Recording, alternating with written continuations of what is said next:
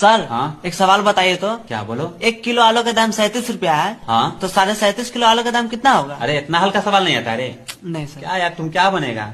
देखो, 1 किलो आलू का दाम 37 रुपया है, ठीक है। ठीक है। तो 37.5 किलो आलू का दाम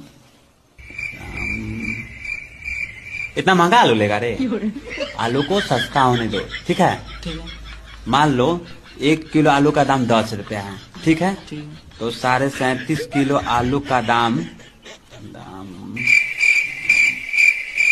इतना ज्यादा आलू लेकर क्या करेगा। आलू को घर पे रख के सड़ाओगे क्या। नहीं सर। तो आलू को थोड़ा कम कर दो, ठीक है। मान लो 10 किलो आलू है, ठीक है। तो 1 किलो आलू का दाम 10 रुपया है।